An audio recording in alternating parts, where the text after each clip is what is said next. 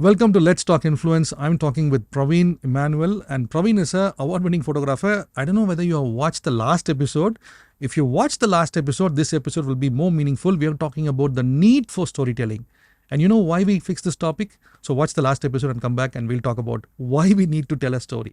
Praveen, this topic is super exciting. Yeah. What I liked in the last episode is, you talked about the passion, the opportunity to when you get an opportunity, not only do we just grab it, but also do it with a spirit of excellence. And now this topic is even more exciting, the need for storytelling. Yeah. Today everyone has got a cell phone. Yeah. Those days, we used to take a camera, we have to develop it, you have to call a cameraman. Today, everyone is a cameraman. Yeah. But tell me, the need to tell a story. I mean, this topic alone is super exciting. How do we find the need to tell a story? I think, Ashvin, that's a great question. It comes back to the foundation, right? We're all storytellers. In our own way, we're all storytellers. One of my favorite storytellers is Jesus, right? He took the essence of his community and he was able to send across a message that spoke to the people of his land, right? His community. And I think as communicators, as storytellers, we need to understand that. And you and I, we come from different, backgrounds. We come from different areas where we can tell a lot of stories from. Your stories matter. Yeah. In fact, almost I would even go to say that the messenger is more important than the message, which means you have the amazing ability, Ashwin, to tell a story that I can't tell. Right, and I have an ability to tell a story that you can't tell, right? And anybody that's watching this, each one is unique. Each one is unique. They come and God has put them in an area, right? In a place where they can tell a story that no one else can tell. So first thing is, you have to be passionate about the subject, your subject, where you live, or maybe where you work, or your influence. What influenced you? What kind of a childhood you had? What kind of a background? Whether I think a lot of us are very insecure about where we come from.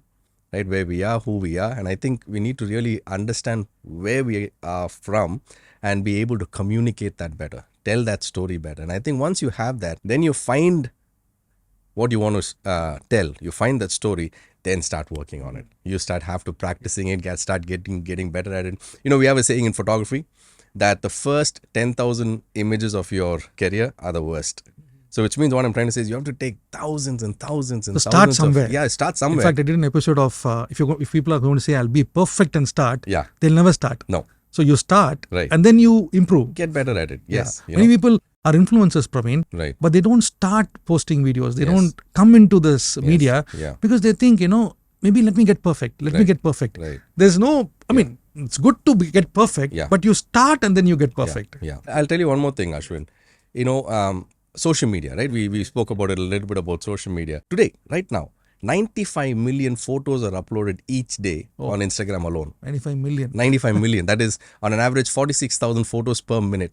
Wow. Now, what makes your photo stand out among the 46,000? Every minute. Right? So how do you stand out from the crowd is you've got to learn the art of storytelling. How can I make my image stand apart? There are 46,000 images that's going on every second, right? You have to stand out. You have to, and that comes out of practice. You see these, kids, walking around with cell phones. They keep taking, photos and selfies. And even I've seen people like, tourist places especially, and all of them are taking photos and selfies and stuff like that. For the first few minutes, I don't do anything. I first go to a place and I experience that place. I look around, I soak it, I just take some time to understand the vibe and then I let my mind go free. Right? And then I take only the shots that I know it'll tell a story. I don't take 200, 500 shots per location, right? I analyze, I look around, I see, I smell, I feel it. Then once I get a good understanding, then I take some shots. So, probably let me understand this. So, you're an award-winning photographer, plus you tell stories across the world to help communities. But then, the need to tell a story. When you go, there's some picture already in your mind, right? So, how do you create that need? How do you say, okay, I see a need here, but then it's not what you think is what audience could think. So you have to communicate, and we don't get to speak in platforms, but your photograph speaks. Yeah. Correct? Yeah. So how do we bring that element in that one shot, Praveen? I mean, from your experience, Okay. I think the key word in this is research. So before I go to a location, before I'm sent on a project, I spend a lot of time studying about the location, studying about the different, and now we live in a digital age. You run a search online, you get a lot of information. So I collect a lot of data, I understand from other people's perspectives. I even see like some images just to get an inspiration, just even before. So in my mind, I've already made up what kind of shots I want. Right. And we have this thing called a cheat sheet. Right? In that, me and my team, we write down all the shots that we want. Okay. Everything. We list it out. And then on the field, we keep checking it off. Okay, done. This shot is done. So what it helps is we just don't go land up there. We go with a plan. Pre-plan. We go with a pre-plan. And that really, I think if you ask me, that's 80% of the work. Taking the photo is easy. That's just 20%. 80% goes in research and planning, thinking, just thinking about the different angles, thinking about different shots. And in that, we get that $1 million shot. But let me also ask you this. Sometimes when you pre-plan and then you land up there, it's completely different. Yes. Have you ever? Yes, I have. I have experienced that. So you really visualized it like this. Yeah. Like we spoke about tsunami. Yeah.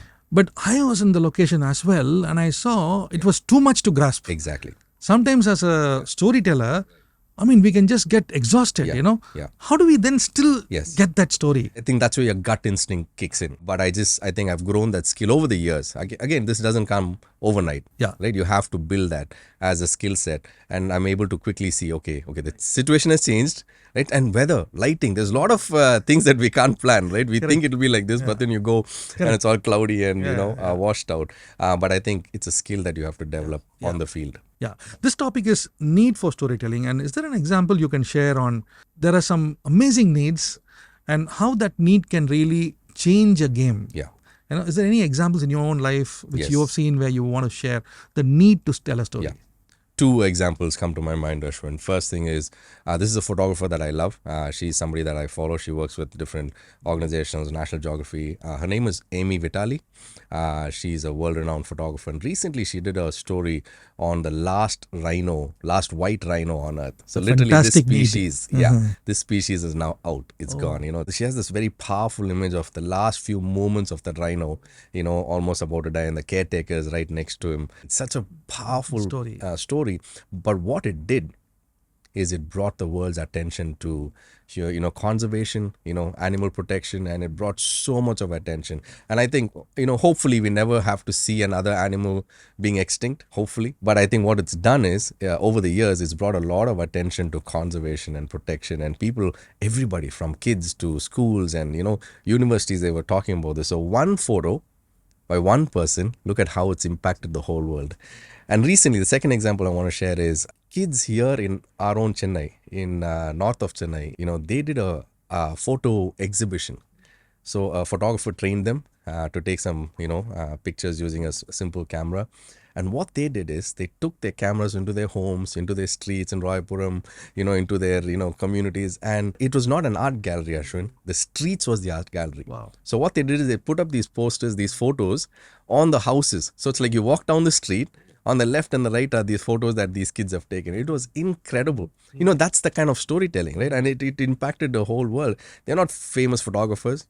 They've not gone to college. They're just young kids in school. They want to tell the world, this is who I am. This is my city. This is my town. This is where I come from. This is my community. This is my house. And I think those are the images that are powerful. And when you're able to tell a story that no one else can. Like I can go to that community. I can take some shots. But, I feel that is more powerful than whatever I can do. They're just not telling a story. They're telling their lives. Yes. Each of us have a unique story. Exactly. So before we be an influencer, what is our story? Yeah. That's the question you need to ask yourself. Exactly. What is my story? If you answer that, I think the rest is easy. Easy, correct. This episode, what the key takeaway I see is there's thousands of things we can do with our camera. Yeah. But then that one thing we can do as an influencer is help somebody Yes. with that story. Yes. Next time when you have a photograph and you want to delete it, think what's the story you told. Yeah. Then your storytelling will, even your capturing becomes so different. And the next episode, Praveen, we will dive deep into how do we tell a story. Yeah. As a photojournalist, it's so critical for you Yeah. to capture not just the story, but also how do you tell it That's right. through your lens. Yeah. And I'm looking forward for that episode. But again, once again, thank you for joining us today in Let's Talk Influence. And we will see you again in another interesting episode of How to Tell a Story.